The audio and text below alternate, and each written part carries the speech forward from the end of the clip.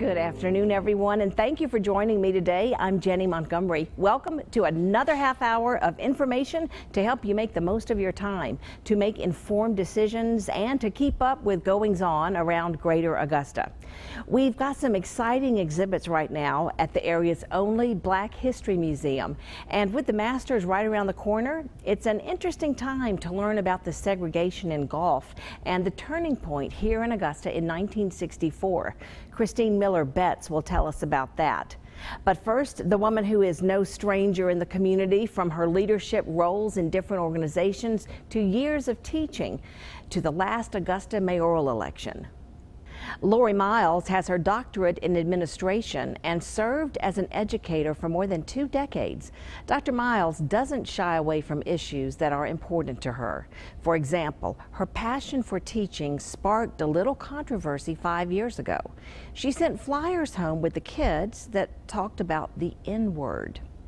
And being that I was actually teaching Huckleberry Finn, which is a book that has the N-word 209 times in it. If it was okay, and if it's okay right now, it's okay there.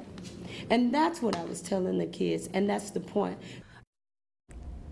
She was issued a letter of reprimand but refused to sign it. So Dr. Lori Myles, thank you so much for being here with us today. You are a familiar face in the Augusta community, and you have familiar hair in the Augusta community, and I love your hair.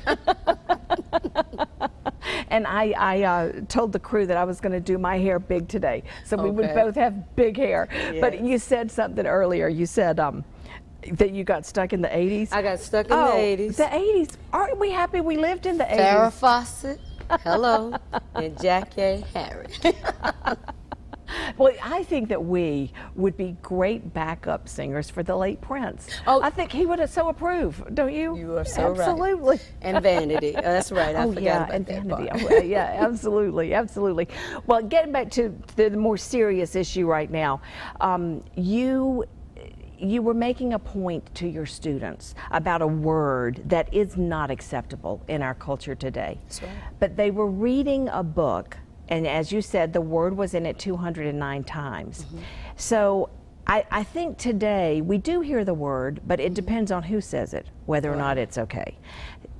Explain what you were trying to say to those students. Now, one thing I must say, I'm not torn at all concerning the N-word. Yeah.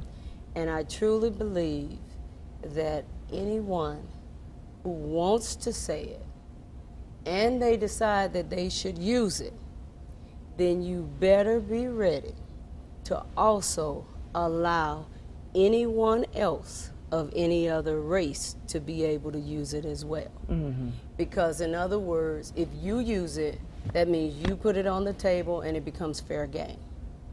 Now, do I like its derivative? The answer is no. Right. And when it came to Richmond County 5 years ago, that's what was happening. You were giving me a book telling me to teach a particular subject, but yet you were telling me to overlook the aspects of what I was hearing repetitively. And all I did was to come back and say, listen, this is where it came from then, just like Huck, and now this is where it is now, so let's differentiate. Do we, and should I say, bring it back home as a plus for anybody, a plus or a minus? Do we want to keep using this, and do we want any and everyone to use it? And so that's the reason why I had a problem with it. Yeah, yeah. I like the way that you just, nope, I'm not going to sign this letter of reprimand, because you believed in you know what your philosophy was about that. That's a real mark of a leader, I think, when you can do something that might not be the mainstream way of thinking, when you can think outside the box. We've seen you enter politics once before.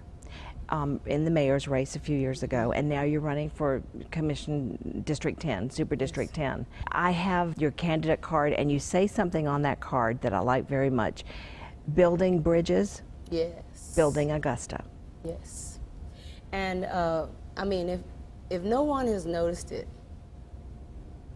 Augusta is building all over the place, almost on every corner. Can you believe Reynolds Street and the Cyber Center, how fast that's going up? I mean, it's going up fast and it's beautiful. Yeah. It's quality. It's everything. But I am, should I say, an abstract thinker. Yeah, yeah. I feel the same way that we are building the concrete buildings, we should also be building ourselves. Right. And if we're building bridges and we're improving and we're restoring and things are being restructured, then as a city, we need to also do the same thing. And that's what I mean by building bridges. And a lot of that has to do with race relations. Yes, it has to do with race relations. It has to do with some of the different issues that keep being put on the table as far as the commissioners and whether or not we're making decisions or whether or not we're tabling them. Yeah. I know strategy. Right. I understand strategy. I've seen strategy, and one of the strategic points that I've seen with the commission is that sometimes maybe either they don't show up for the vote, or, and I know that sometimes that's part of the strategy too, to abstain. But my thing is, I don't think that personal agendas should get into them. But if the decision is for the betterment for the masses and for the districts, then I truly believe you, or should I say myself, as a commissioner, should make that decision. Right, right. You bring a lot of experience along with you. Dr. Myles has been here for more than 30 years. She was recruited by Payne College to play basketball. No pain, no gain.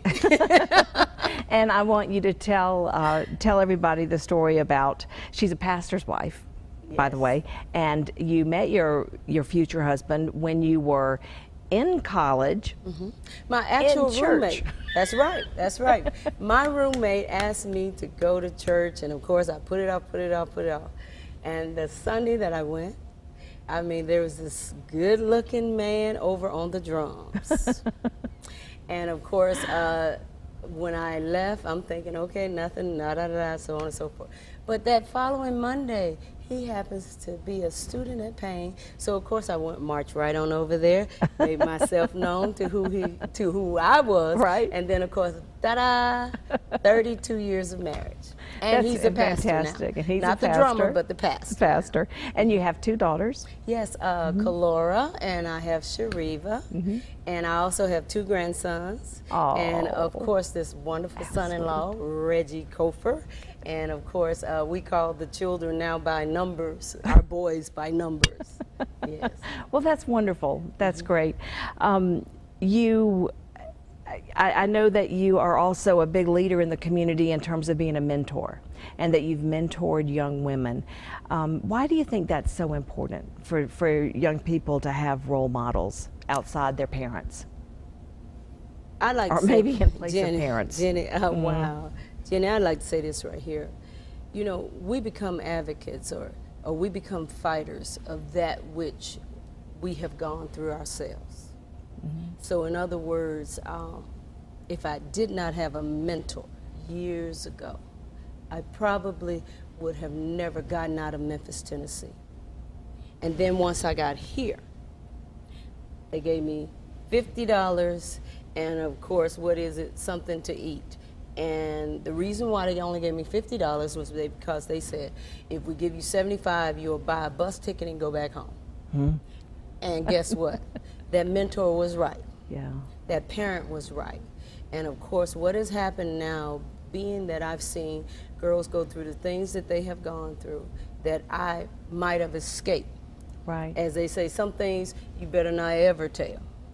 But my thing is, that's the reason why I stand in for young women and girls, because I want to see them make it, because if someone else hadn't stepped in for me, I would not be where I am, and I would not have a voice. That's very well said, very well said. And you know, there was a young woman who Dr. Myles certainly had an influence on and certainly cared very much about. And you spoke several times in this past year about the missing teenager, LaTanya Janelle Carwell. And just a few weeks ago, her body was found. You know, you knew it was going to happen, but you still held out hope. And you were at the balloon release, which was a beautifully organized event by people who, many of whom did not even know her. But the idea that, you know, what in the world was her family life like? And I just wanted to play a couple of things that you said on our air about her from the time she first went missing until the balloon release. Let's listen to this. To the point where a few days earlier in that week, I actually brought her up to the front of the class and said, "That's not you. Why are you changing?"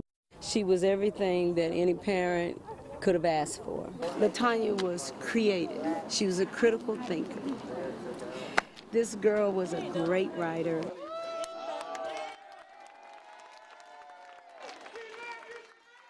In that story, we learned that someone who did not know her had arranged that whole event. Someone else who did not know her had put the cross up and started the makeshift memorial.